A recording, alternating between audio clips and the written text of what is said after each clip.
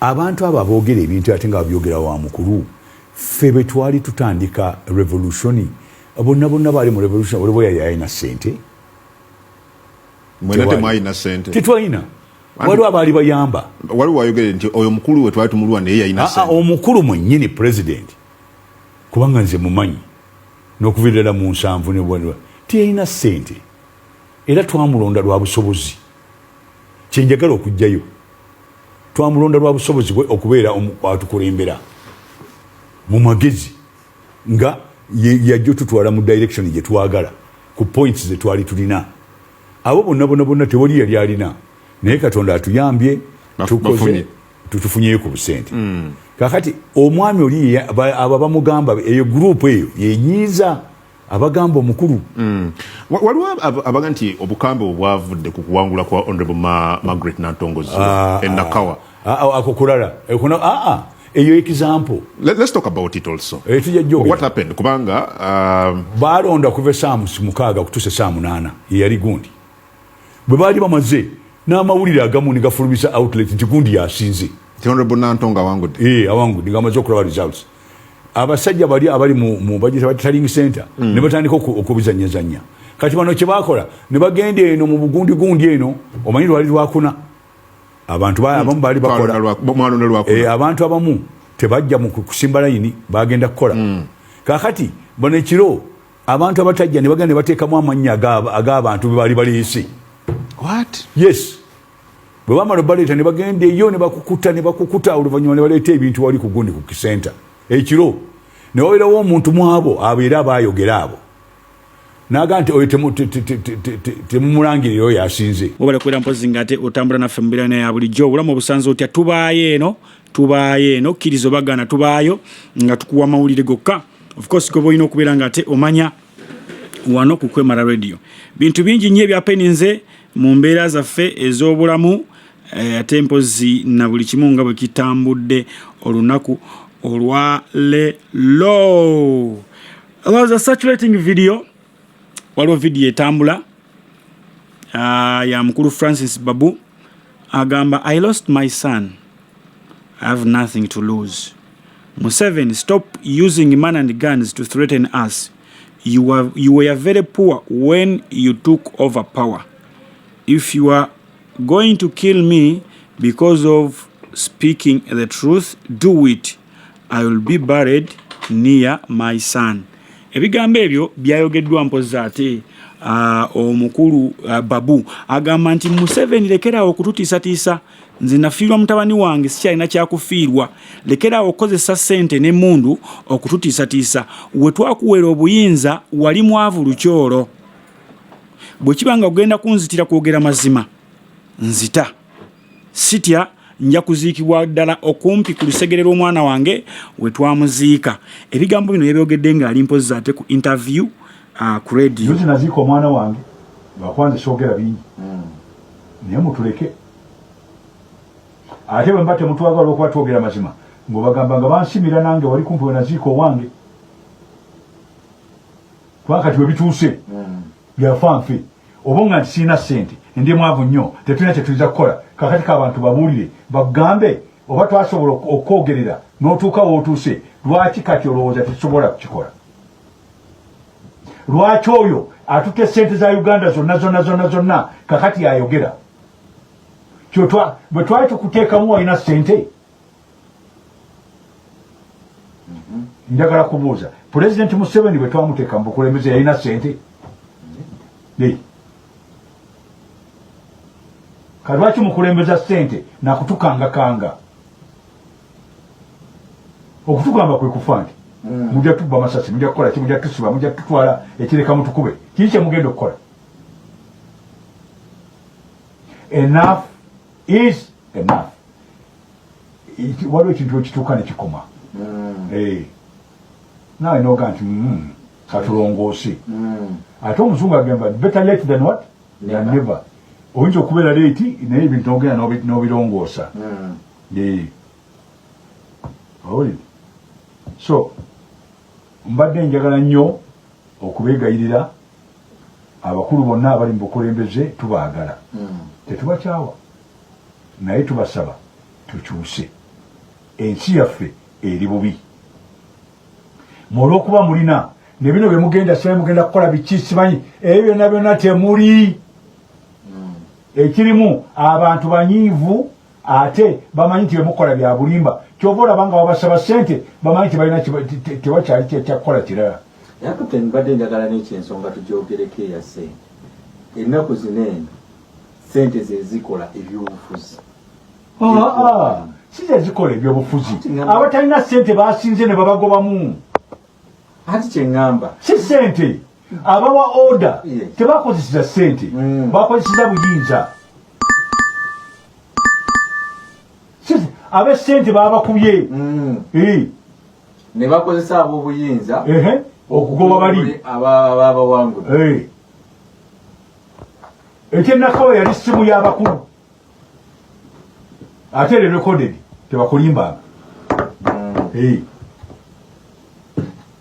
ekyo balina okukitereeza kibaswaza sigamba nti kibi oyinza okubanga gwe kyoyagala naye weekuweko mu mutima ddala kituyamba ki kiyamba ki ensi kiyamba ki abantu gwe tunuulira abantu abasula enaggulu bukoto olyoka otunuulira omulenzi gwe baleeta ne bamupangisiza akayumba nti ababeera MP ne bamubbira n'obulu nabirabye nga birimu embeera ne ŋŋamba then I had to compare lwaki abasajja bano that is bwe babanga abaana be batte lwaki abaana babe babattira kubanga waliwo n'ebitambula ebiraga nti ne mutabani wa Gilbert Bukenya ne yattibwa buttibwa mu accident kuba ono mbu yali asoma ne generaali yali asoma ne generaali era bonna basoma classes ezimu Sunday hastina wa training nga ya tabbu era nga mutabani wa Gilbert ono yali wa bulabe nnyo nga buli kimu akikenkuseemu naye yali yakadda waneeno ne bamutira mu accident. Gilbert Bukenya bamubuuza ku nsonga zino wakiri akaabawo nitayagala kwogera ku nsonga za mwana we n'endowooza oba oli awo yategeera ekyaliwo naye ngambye abasajja bano banywanyi nnyo ba Museveni abatamanyi Captain Francis Babu abasinga bamulabe bulabe tebamanyi nti yali composer ate ne MP owa Kampala Central ekifo mulimu Amadi Nsereko kyalimu Captain Francis Babu ekifo ekirimu Muhammad Nsereko kyalimu Captain Francis Babu yemu kuba kisookamu era kigambibwa oba bali bavuganya ne Kafumbe Mukasa ebiseera ebyo mubijjukira abaaliwo ebiseera ebyo mujjukira bulungi nnyo. I've taken a concern sira kwagala nnyo kuyingira mu bintu naddala ng'omuntu afiiriddwako mukyala we oba omwana we oba maama we oba kitaawe okujjako ng'alina byabadde akola nga mutuufu kimugwana okumumookinga na bino byenkusomera bivudde wa Anderson Bulola. Mr. Babu, it is unfortunate that you have taken my meekness for weakness. It is absurd that you misunderstood my silence for guilty. For your information, my silence is based on a respect I have for Right Honorable Margaret Ziwa. Taking it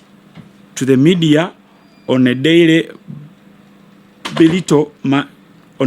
to belittle my person does not in any way reflect any maturity, neither in politics nor as an individual. I have swallowed a lot since campaigns. I think it is enough. In addition, my attack to the chairman of NRM, Mr. President Yoweri Kaguta Museveni, to justify your selfishness is something we shall not allow you to go away with it. Kansoke nkomao. Anderson Bulola agamba nti asirise naye Babu alowooza nti ono okusirika oba oli awo amufudde musiru. Agamba nti just ekimusirisiza kuwa kitiibwa Margaret Ziwa. Margaret Ziwa ono ye mukyala wa Francis Babu. Babadde bavuganya ku kifo kye kimu ndowooza ne Bulola Nakawa. Abeera Nakawa West, Nakawa East. Either of the two, but in Nakawa. ndowooza akalulu ka Bulola baakabba baakakwatamu akalulu ka Nasoni bakakwatamu oba ontegeera akalulu ka Nasoni bakakwatamu ne kimunyiiza naye agamba tagenda kukkiriza Francis Babu kubeera ng'ate agattako n'ekiwe kubeera ng'ayisa mu maaso chairman waabwe ow'NRM Mwami Yoweri Kaguta Museveni ng'amuyisaamu amaaso olwa okweyagaliza selfishness okweyagaliza ye nga ye oba ontegedde now nota lukyagenda mu maaso sedimenze njagala nsome ku luno nzimaleyo bulungi nnyo ono agamba atya agamba under the grounds you don't have monopoly over agamba hence fourth effective today 4th August that was yesterday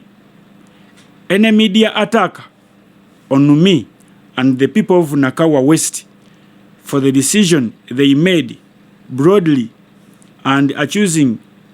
Yoweri Kaguta Museveni for matters that does not concern him. I will equally come to you with the same tone because that will be the proven path you have chosen. For the purpose of unity, my team and I chose reconciliation, unity, and tenacity for the sole of goal of reclaiming Nakawa West, and the mission has been gradually on course. That is why we chose an unknown path and avoided unnecessary fighting and insults. Agamba nti bo baasirika ne basala okulikonsayiringa ne mukyala wa Babu Margaret Ziwa ne balikonsayiringa naye bwe kibeera nga Babu kyakutte ekkubo lyakutte lyakubeera nga atuuza mukama waabwe mu ttaka okubeera nga ate amwogerera amafuukuule bwe kiba kyetaagisa nabo bagenda kulikwata. Therefore request that you find something unifying of value to replace your bag of insults with. I can defend myself as I have always done in the past. Mind you, silence is also a strong shield of defense. I will address constituency challenges and your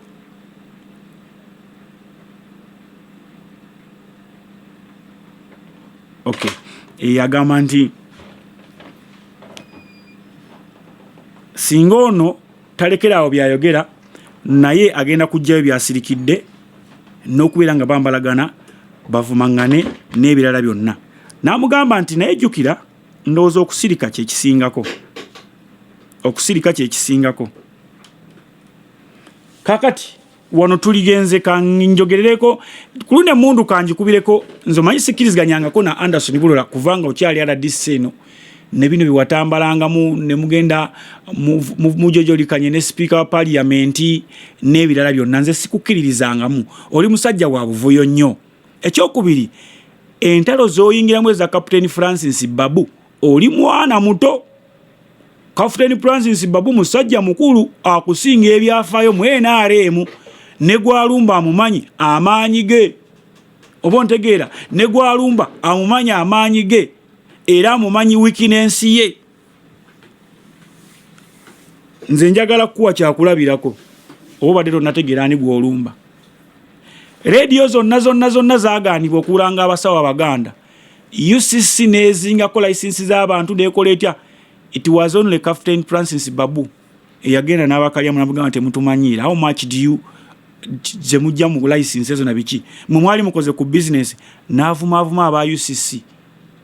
nga nyombita najja ku buyinza biseeri bikwaliko simanyani omusajja awo yalikaawo mwali keyo bamunde wali bano ba medi bani abo n'abayisaamu eggaali. Nze ninza okugamba mu radio eziri mu Uganda radio ya Babu yeyo kegendako basenga yegendako abasawo Abaganda yegendako bakoja yegendako baani kitegeezo yali untouchable. Ndoze Museveni agamba oyo mumuveeko mumuleke and Captain Francis Babu ne mukyala we by then be baali bakyali teyininze city ya Kampala okubeera nga NRM yali ekyalina obwogerero era bwe ba exitinga Kampala okubeera nga abavudde emikono gyabwe eyasigalawo nga akyatwalirizaako Salimu Uhuru, but the rest bavaawo. Oba okitegeera? So mu mbeera yonna olina kubeera nga mu mbeera yonna luno olutalo oluyingiridde offside gola okayanira kasiiti akamu. Francis Babu oyo alina obuyinza obugamba nti bulolo oyo asookaddeko ku katebe kyayingiridde takimanyi. Luno olutalo lw'abagenerozi, ono Captain Francis Babu amanyi kye yali akoledde Museveni, ne Museveni amanyi Francis Babu kye yali amukoledde. So bulola wandibanga olinnye wabi, olinnye mu kateebe. Ono yakugambye nze sitiisibwa oba munzite bananziika we naziika omwana wange, oba okitegeera.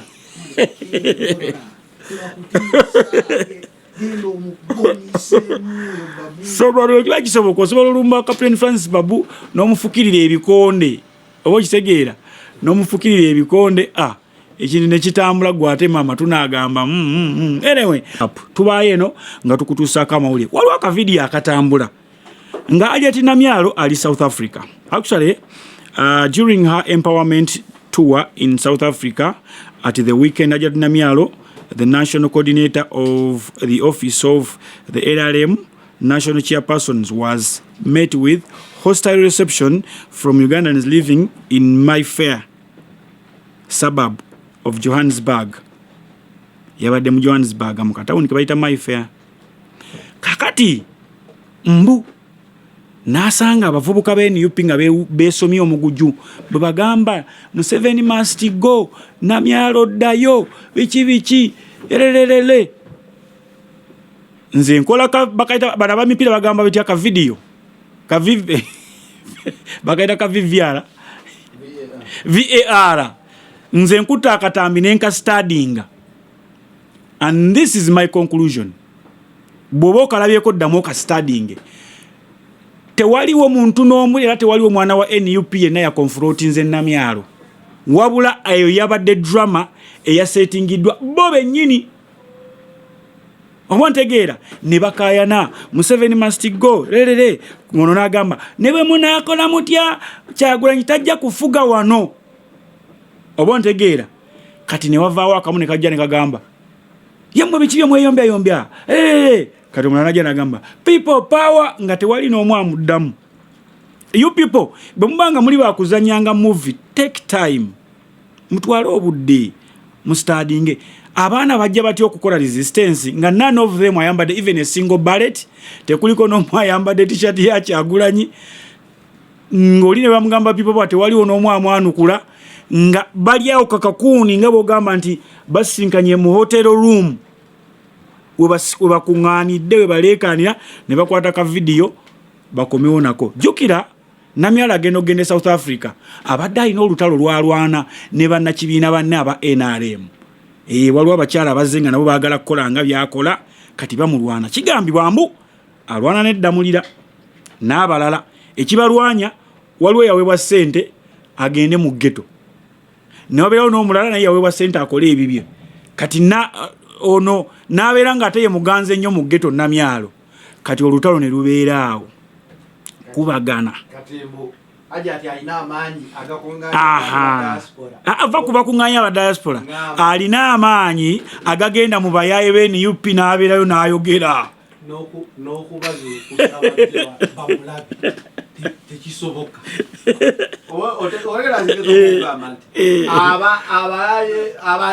Abawagizi ba NUP yes. Tebayinza kuwulira nti waliwo ennyonyi esseniko Namyalo mutwale fulaga tumulumbe. She's not at that level. Okitegedde? So yafunye bantu be bamuyimbire olugendo lwe waya badanonya wayogerera kulinya Bobi Wine kati nga talina walyogerera. So la Bobi Wine yayogedde ku mpuugi nane bamukyokoza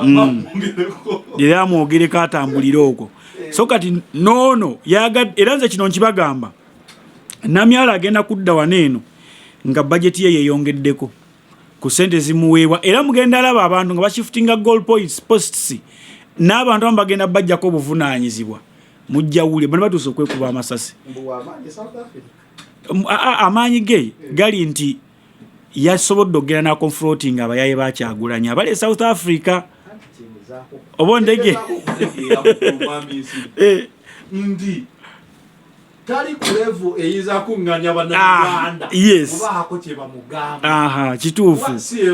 but gwe entegeerayo si ey'abakamaabe otegedde bo bakamaabe kasaba bawa video ga nkazi nga w'amaanyi ono bwe kitebe kyali kubanga okuwakanya kitegeeza olina ky'osobola okukyusa. She's not anywhere in kati jjukira alina project ye ya empowerment gyatambuza yagenze empowering bannayuganda abeere South Africa kati awandi wagenda okukubira ejjuguli eddene okuva mu Muzeeyi kkiriza obaganda omuntu adduse mu gavumenti yamu olw'okuba buli ava wano tekyava wano ng'ebintu birungi era n'obwolaba nga avudde wano nga birungi aba alabye nga bitandise okuggwerera obanga bitandise obutagatta n'agamba kampitemu kale ate gavumenti eremu ekyokulabirira abali wano ate empowerment neginoonyeza ku mawanga. Muzeeyi mwangu wakugatta kasita omukwata bwe paca n'omuteeka mu ngalo zo ttaano osobola omugatta waya ne zigira ziti agenda ogiramu bwati ng'omukubye ekyomukubye. Nze Namulayo yasoose nakukola ka vidiyo ng'avuma baalese eno n'abawemula n'abaana bagamba mwe mbanga mu ssente zammwe baaziba okugenda mu kyaki na muzikiti mugende eyo nze zange baazimpa natandika ekintu kyange nga sina ssente nakitandika ku ssente zange n'abala ne bampa bageti yange gye bampa yakugenda mu baana wansi mu ghetto nze gye ntambulya mwe mugende mu kyaki zammwe. Okimanyi nti abawemuzi bamuggyako mangu ejjukulu bali bafuna yawo basenga basooka bamugisa mukozi layini awo abawemuzi babaani mangi nnyo era ng'obayagala okufuna amaanyi asookayawoligamo nga kimu bibiri fe abawuliza bakwembala tujja kurikomendi ogamba omwana oyo akasuka omwana wa tabbu ofunde ekimu balenewe byebyo ebya generali yagati fe tumanyi okuinterpretinga fe twasoma photography interpretation we can sit at the photo oba picture nitujanalizinga tusobola okutula ku video ntumanya nti eno setup yabadde wet cameraman yabadde wano eno prompter yabadde wano katujja babulya ne script writer mulindeeko mugambe siraso ne ambassador we Canada gwe baza wano yakula yawo abantu Kenya n'abambaza obusati bw'inaale muti balumbya okupopa balimeso okwekalakasi ne lwakubandi yo Canada ate tojibanaga gisiriwalirako bwotyo nyonyi yaddako toli tokyali VIP genda amawulire tugakuwa genda ku Facebook genda X genda ku Instagram ogende ku Blue Sky tubaye bulungi nnyo. Senkulu wa KCCA Buzeki Sharifa ategeezezza nti bannayiri eddinya lyo lyagaana okuntuula muntu oba lwaki Jennifer aganya okuva mu bwongo bwange bataddewo basi Idi bangi nnyo aba Kampala oba ndi musiru ndowooza mugambe ndi musiru ba Idi bangi nnyo bataddewo simanya yinginiyaani n'abalala bonna baganya okuntuula mu mutwe kati ne Buzeki naye yaleme mala kusoma linnya lye era wenzira wali ku bbali n'ombuuza ekibuuzo ekyo ninza okukigwa ng'okireese mu pepa Barene wagambye bagenda teeka ebitaala byonna traffic lights mu masaŋŋanzira 22 agali mu kibuga Kampala mu bitundu omuli Kabalagala Kibuye Kanoni Kive Bulaaya masaŋŋanzira amalala mpozi era nga mulimu gano agakolebwa mpozi ate mu mwaka ogw'ebyensimbi guno ogwakatandika. Nina ekintu kyembuuza manyi ebintu bino oba tubirowoozaako nnyo oba bye tuba tusuubira sibye tusuubira bingi nnyo naye ng'ate ekituufu kiri nti baba batuwadde bitono kuba bw'ovaayo n'ogamba nti mugenda n'obanga ggwe nga Idi kyekyo kyekipa kyozze nakyo kasookedde ojja n'ogamba tugenda kubeera nga tuteeka ebitaala mu masaŋŋanzira kyokka nga n'ebiriwo ebikadde tebyaka bivaako ne bimala wiiki nnamba nga tebyaka. Teka ne example ebitaala ebiri wano wa Sudiru byavaako dda mu mwezi ndowooza byakamu emirundi ng'ebiri ne bivaako. Ebitaala ebiri ku Kaleerwe otegera ebitaala ebiri ku Kaleerwe byavaako dda ebikulaga nti kikwatidde ebiri digital egenda kutuuka ku zero symbol naye obeera wakati ekitala ne kikwata emmotoka zisigala zijja ne kikuba red ne teekako omuntu aba red n'ekitala kino kikwatira eddakiika kibale okuva ku 60 paka ku 0 kikire paka ku 0 teziri n'okkirize naye ebitala bye bateekako babironda bironde bano ebeera ddiiru ya muntu yagera ddiiru ya muntu nanga yagize kati eyo buzeeki n'ebitala byonna byonna oba bali kuki kati ku northern bypass kuna kujjudde ebitaala kuzirawo kutabana mmotoka kujjudde ebitaala ebijjudde bitaala bawola bisimbako ku nnyumba z'abantu ezo sente ze mugulamu ebitaala musooke muzikolemu enguudo ez'omu kibuga Kampala musooke mu concentrating ku nguudo z'omu kibuga Kampala. Jennifer we yabasingira nti Jennifer yakola enguudo zonna n'ayongerayo kilometers 2 okuva mu kibuga Kampala because yali tegeera nti abantu abali around Kampala basula within yagezaako ne ku yes kati nzegala ku example eyewano mu Kitezi gye baali bayiwe ettaka ebisasiro eri ekkubo Jennifer yalikola kuva wano Mpereerwe ne ligenda ne liyita ne mu Kitezi ne ligenda paka ngeri kitagobwa gye lyakoma ne kati lyaddamu ne liyonooneka lyafiira tebaddangamu ddikola kati ate ke balekeddeawo okuyiwayo kasasiro eryo teririkolebwa naye mu kiki kye mukoze ne mukola oluguudo ne lufa mu mwaka gumu ng'eza Jennifer zaakoze ezo zikyaliwo oyo omukazi bannaaye oba bamutwonge naye takyasobola kudda kolera Uganda yadduka yadduka wano baali batandisa amafiya nga batandisa okumuganya bagamba omukazi atubeeredde kyono naye sewo yali mugezi talina mukozi gwe yali awa sente entono okuba muli ku lusegere mbu driver yali afuna obukadde 7 driver we teri yamugulirira mbu omuwa sente bamukuba amasasi ate nga ogenda okulaba abakungu abasinga nga bwogamba entegeera entono abakungu abasinga ate badriver bawa sente entono kyokka yabeera naye 24/7 ne batuuka avuga ati emmotoka nga balowooza ku kyeggulo kye bamusabye omukyala abaana abali waka omusajja omulaba kuyingiza tuleera kati balina n'ekirala kye bakola n'agenda ewa Ssebankyaye n'apaakinga ye n'agenda n'alya emmere driver n'asigala mu mmotoka ng'atudde bw'avaayo akkuse akuba bijagala tugende driver n'akuvugira ku lubuto lukalu ku lubuto lukalu kwakuvugira oba ontegeera so kati ye Jennifer ebyo naye sooka n'ayirwa nkitanga nedda ntwatula ku steeringi yaba n'obulamu so badriver mwabalina badriver nga babavuga bw'okyame wa Ssebankyaye oba wa Papa's restaurant emmotoka kasaba giparking eyo bati omusajja abeere n'akatebe waki batayagala nti otya emmotoka yo okugibaaginga oba okola butya abeere n'akameeza ke akaze wano wabbali gamba waitress amutwalire emmere atuulaawo ku mmotoka ng'agikuuma wabaaliira naawe odde n'olye mwenna mulye musimbule lumu n'ebintu ebyokuddaawo ne mulumya abantu Isima yayogera bubi ne bamukoona sijja kwogera just bakasita bakitegedde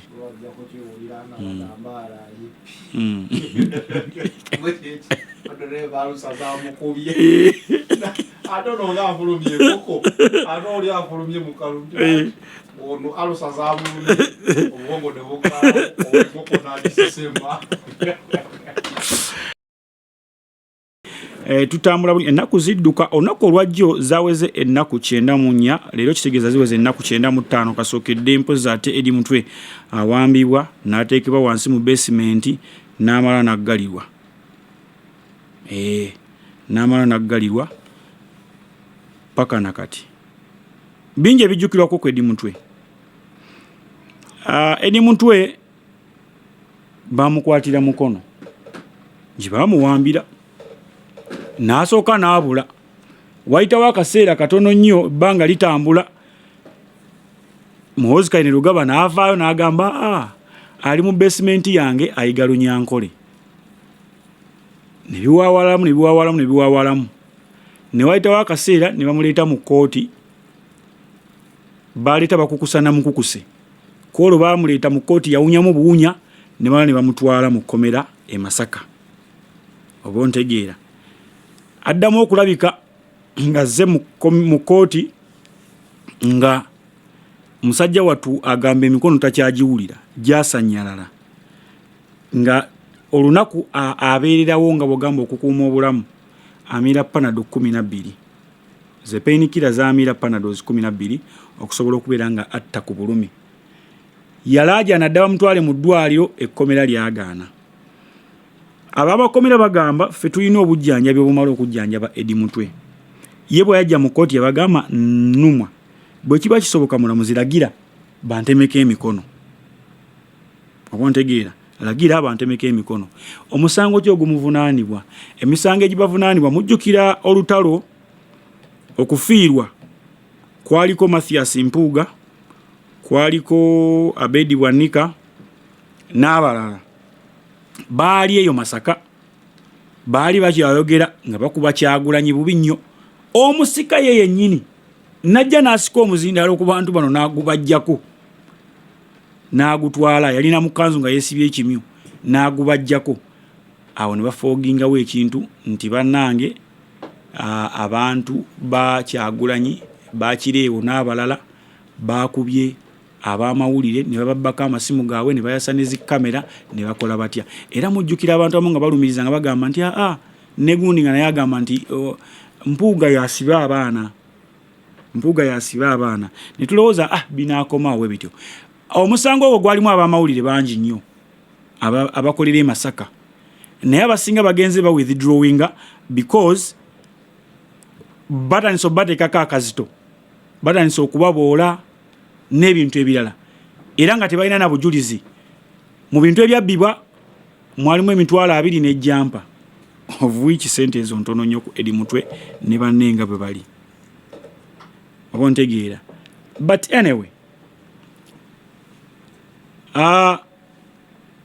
ebbanga ligenze ekintu kino ekyokukwatanga abantu kuba kati Eddie Mutwe gibagigenze myezi 3 myezi gidduka ekintu kino ekyokukwatanga abantu ne basibibwa ne bataleetebwa mu kkooti kusalibwa misango kyaki kubanze nsuubira Eddie Mutwe bwe kiba nga kituufu yabba bamuleete mu kkooti bamusalire nti wabba emitwalo 2 n'ejjampa ekibonerezo bwe kiti bwe kiba nga ababba amabaati balya butaala olwate yabba emitwalo 2 n'ejjampa lwaki yetalya butaala oba lwaki tasibibwa either mumuterewo nti komyawo emitwalo 2 n'ejjampa byewabba tukusonyiwe oba si kyekyo ogenda serving ekibonerezo kyo komyawo emitwalo 2 n'ejjampa tukusibe n'okusiba ebbanga bwe liti famire yeetegere nti omuntu waffe bamusiba ebbanga bwe liti bati ababba amabaati webali wano bayinaayina abalidde sente z'omuwa omusolo n'ebintongole ebirala byonna babizingamiza webali wano batambula bulungi nnyo era buli kimu kitambulanga bwe bakibala buli kimu kitambulanga bwe bakibala bati twebuuza lwaki ekyokubiri mukulaba okwange ono ebintu bye neebuuza mwe baba bagamba nti bw'okwata Eddie Mutwe nga Kyagulanyi omumaze amaanyi bano abantu tebawagira Eddie Mutwe bano abantu bawagira Kyagulanyi bano abantu bakola ki bawagira Kyagulanyi tebawagira Eddie Mutwe oba nfuna bawagira Kyagulanyi tebawagira Eddie Mutwe oba wali wataliiwo bo bajja sigala nga bamuwagira ne bwe munaagamba nti okujjako nga ye yattiddwa bati abantu ba Uganda bwe baba bagadde omuntu oli bwattibwa n'omusika gwe baba baleese naye abagambye nti kakati omusika gwe tutaddewo kidomola oba tutaddewo mbaata bajja kgenda n'eyo bajja kgenda n'eyo so mu mbeera yonna abalamuzi ndowooza act professionally waliwo ebintu byemuswaliza ddala ng'abaana bamwe bagenda basomako mu byafaayo oba mwagala oba temwagala bazzukulu bamwe bagenda basomako mu byafaayo bagambe nti gwe jjajjaawo yalamula bwati ne bwati omusango gwa gundi ne gundi ogenda beera nga weezinze mu katebe kaawo ng'ofudde nze neesimisiza nnyo omusajja Kanyeyamba nti Kanyeyamba afudde n'ekitiibwa kye kuba yagaana okwekkiriranya naye mmwe mugenda kufiira mu buswavu nga muyina ebikolimo muboneebone. Ate bano abantu bakyawa ennaku zino muve kubiri ebagambanga nti Abaganda tebakyawa Abaaluli. Abaaluli no bakyawa eno generation mpya. Eno generation mpya ezukukiddeko ne bajjajja Balubaale bonna nga banyiivu. Oba ntegeera Balubaale nga banyiivu, bajjajja banyiivu kati bazze. Okimanyi nero nategeerako nti waliwo endagaano eyakolebwa bwe baali baleeta muzeeyi mu buyinza. Yakola endagaano ne bajjajja ba Buganda, empewo za Buganda, nga kigambibwa bategeragana mbu aga uliriza bategeragana emyaka 4 era emyaka 4 bwe giggwako muzeeyi yanditema n'agenda mu bibye. Kati nembaganda bwe kiba bwe kitoffe katulinde kataanagabulako bbanga kiike. Kati bagamba bo baali badde basobola omwongerayo emyaka emirala bati gye yasaba gyemeka 4. Ekyokubiri n'akwata sites zaabwe n'azoonona, ensozi n'azisenda, ennyanja n'agenda ng'azisenda, buli kimu kati ne banyiiga. Kyova olaba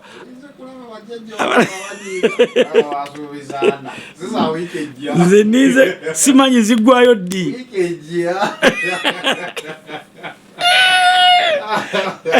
Nize kulaba oba bajjajja banimba oba ne baatulimba.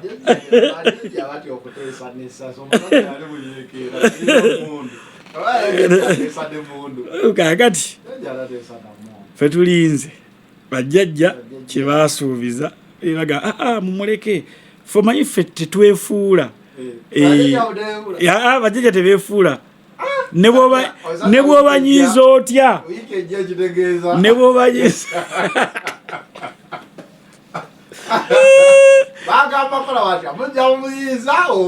yabasabaana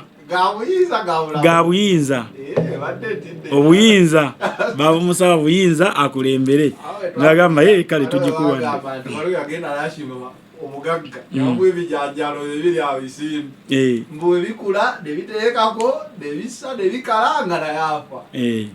ali awo asimbye ekijanja kivuddeyo omutuusi sente ziyise kirese n'ebirala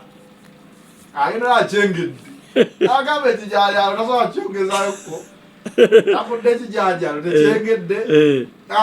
oyakoma n'atema myezi 4 ebyayasuya myezi 4 oyasaba 4 ga buyinza si ga bulamu wabula ga buyinza.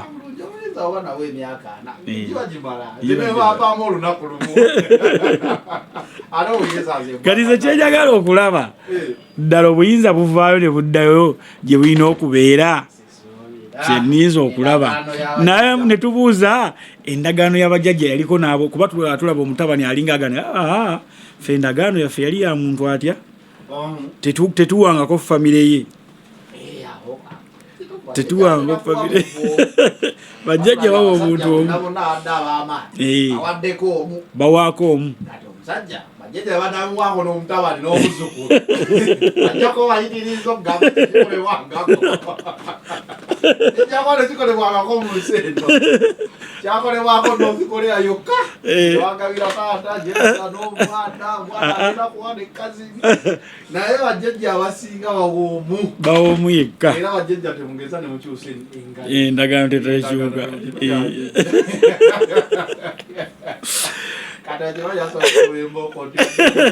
Mutubulire bajjajja bali waabo mututwale eri bajjajja abo twogere nabo.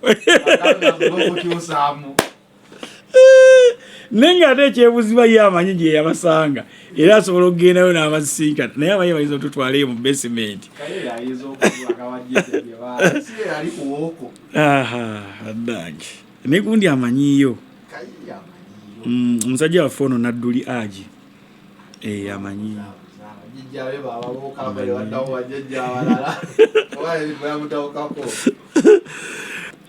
President Museveni olunaku olwajjo abaana babadde bayingira ekisaawe yabasuubizza akawumbi kamu mu ebikadde 2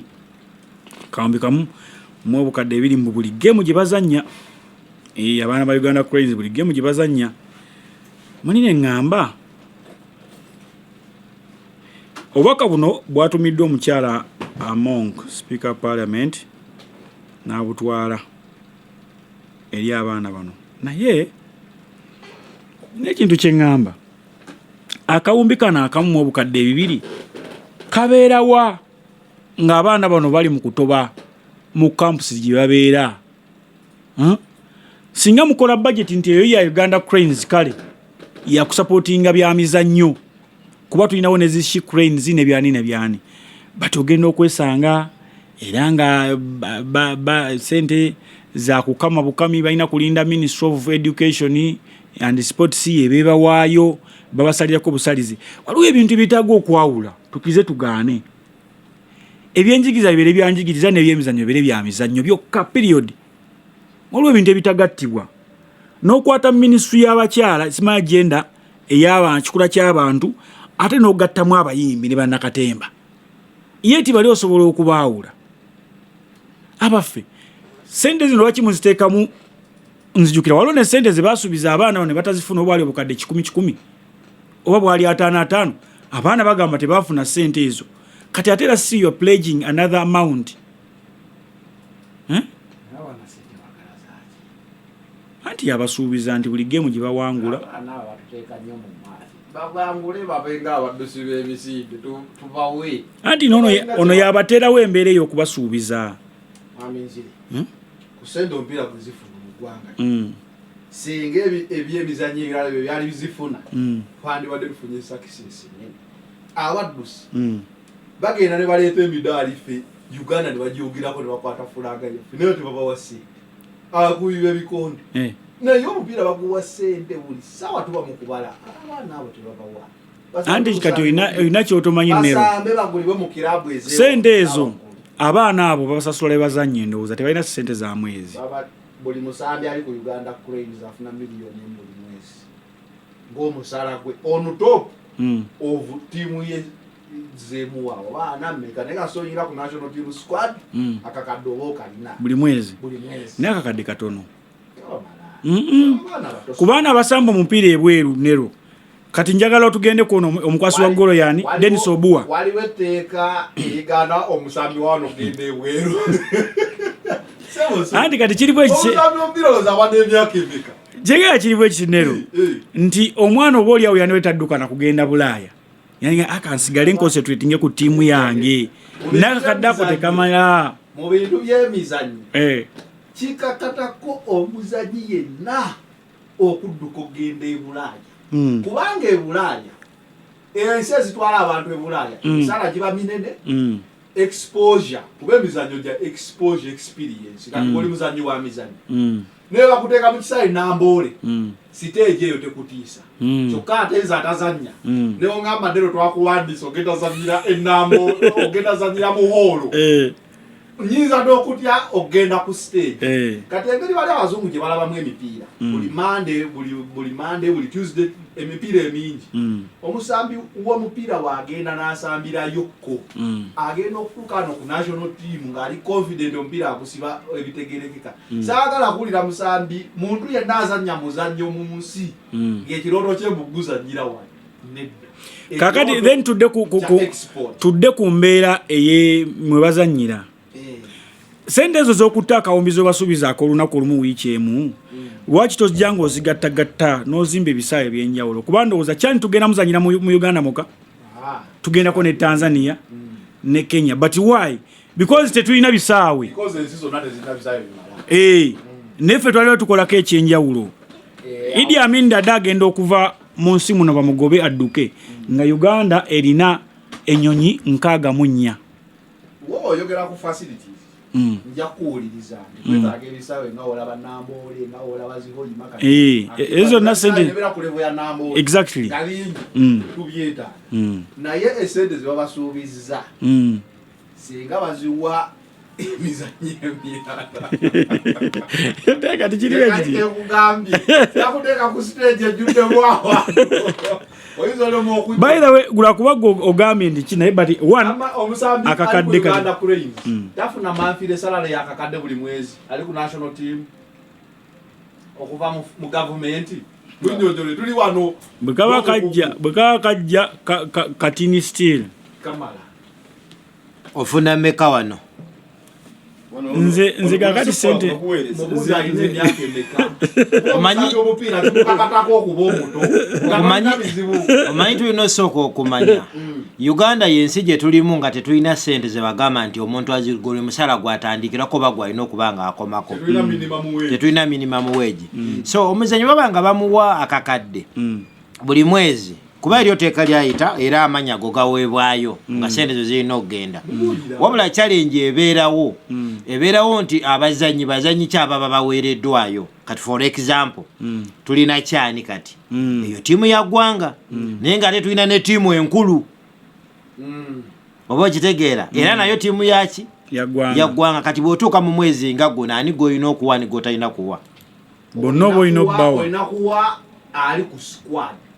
ku time eyo bwekiri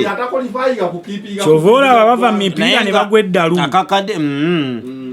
kubanga n'abalala bagwa eddalu n'abalala bagwa eddalu okitegeera so akakadde ako gye kali nga naye wembasangidde nga nera agezako gamba nti ebisaawe ensonga ya nera ebadde before bisaawe tubadde tuli nti President Museveni yasuubiza akawumbi kamu nze nga ngamba nti sente ezo lwaki agawuza mbu aziwa baana alongoose bulongoosa musaala gwabwe sente endala ziteeke mu kuzimba facilities bisaawe ebirala n'ebirala nti kana akasente kati akagenze Tanzania nawa akona kandi bali kali wano mu Uganda akagenze Tanzania ate si kafu buli nsi ezaasaba okubanga zitegeka by the way zibalina sente ze baba balina okuteekayo mu kaafu nga ziwererako ddala okubeera ng'osobola otegeka empaka ezo wabula ku bimu byofunamu nti nabino ebisaawe twogera kati olaba nga bwe tujoga nti wankulukuko olwaleero wankulukuku eriko ebitaala ne omuddo bagukoze drainage byonna lwampaka zino Kyambogo kye kimu bakoze ebitaala ne bakola drainage batrainingira yamanga gona galina okubanga bulina ekisaawe ko trainingira kati ko trainingira omuddo gulina okubanga level yemu n'ekyenambole ne kadiba bweti sente ziteekebwawo sente ezo ziteekebwawo ez'okuwangula n'amawanga amalala ge tulina nago gataddewo infact ffe twataddewo kuno twegaganudde ngamba nti buli mupiira naye ng'abaana sente ezo bazifuna kuba kyemmanyi waliwo ekikumi ekyasooka waliwo abazifuna naye waliwo AFCON emu lwe twavaayo omukulu yasuubiza sente ezo naye sente ezo nga bwe yazisuubiza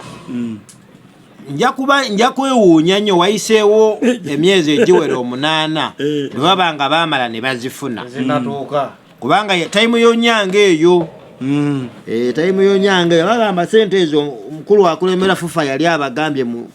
waliwo wano na wano bwe wati munyambeko tuziggyeyo Onyango n'agamba nti ezaffe tuzaagala zonna akati awo saddamu kumanya oba zaavaayo era kaali akawumbi kalamba nezigwamu naye ng'ezasooka ku AFCON yasooka bazifuna okitegeera so kali kye balina okukola ku mulundi guno bawangula ezo sente bazifune balina kuwangula bw'owangula buli geemu akawumbi kamu 2 kubanga era enkola ebaddewo nti balina muwangula akawumbi kamu bana nga babadde sente nyingi bagenda sana empira naye nti bw'oba munafu era batojja wangula kuba baali bataddewo keera sente ne zibalema okuwangula abatayimu omanyi lwaki babeera banafu nti tebali supported eno wansi mumutunulidde nnyo omusaala tulina okukkiriza mutunulidde nnyo omusaala nero sula lwakuba yesi muzanyi wa mupiira yadde omugazi wa maaniyo tulina okukkiriza waliwo bakusinga kati for example Algeria gwe tuzanye ekiro ky'olunaku olwaleero atusingira ddala wala tuba tuzze kufungana lwaki abakusingira wala bingi ffe twakajja otandika okuba nga tuba n'abatendesi abali professional bategeera kye bakola ekyo kizibu kyani okitegeera kyabazanyi abakulembeze abaasooka ndowooza otegere kyenkugamba abakulembeze okujja gyendi abakulembeze ab'ebyemizannyo ab'ebyemizannyo ab'ensi kubanga ab'ensi be balina okukola ku bintu ebimu ebiyamba bagamba kyali twalina bamajidu musisi bani amajidu musisi yali ku mirembe gwa Amini era mikugwa Museveni yaliko kagamba tugamba bakulembeza abaso kagamba kya mukulembeza alemeddeko nyala sigala kusaidia sula ku sente nyala kusinzira sente baziwedde mu mutima ki ani mukulembeza era ani yazisayininga ko sente zo zale message yaleteddwa sente zizera nsonga magugu wali sente zizera mu family omukyala azirese mukyala we mukyala talese zize azeyamye ye mwami Yoweri ayeyamye ye president w'eggwanga president ngawo kimanyi nti omuguzi kati kankubuuze Kenya bataddewo nabo sente. In fact Kenya abantu mpira bayingira gwa bwerere government yagusasudde bataddewo sente government era nayo Anita Amongi mukyala wa fufa president we Kenya gyoyogerako mu by'emizannyo bitambula bulungi ate Kenya tetusinga ate Kenya tebazadde bulungi Ruto babadde bamuli bubinga bamutwala ate yegula ate Tanzania kuba kye kimu naye kye bakoze era Tanzania omukyalo oyo si muganzi kimala nga mulabika nga abakambwe ku government ene Ekintu nti bino tebiri mu face sibe kiri ndabika face naye amaloboozi baba bagamba tuli international radio tulinze facts solo kwa facts zendi sure eza nzijayo ate nkwata facts esa ku federation ya obolaba government yagamba ewadde bilioni 5 ku federation amazima matufu gali nti dirisa yafuna bilioni 2 yesa tuzinawe ziraga government yakoleta yafunezi yechi bilioni kuzali zachezo federation government yata bilioni 5 dirisa yafunezi 2 era okuswakolenga okolaba konna kolaba omuyimbi gunte bamuwadde federation takyaliyo buli wakubiri afuba labenga budget yeno gamba dirisa kenzo abantu bategere afuba labenti bino byaba nje tubadde ku mupira bayde egate antena ko byabe bilioni 5 egate emachingire dala neri yazidi tane zafuru kakati yuke yako eseza 2 kati tosola kunga abantu magoga genda kwata sente yonna agirete ajja basandi bompira be yaga kakati daba kati chobo ino okumanya omuzanyi w'omupiira waba afuna sente ezo tazifuna mu ngalo zigenda ku account ate ekirala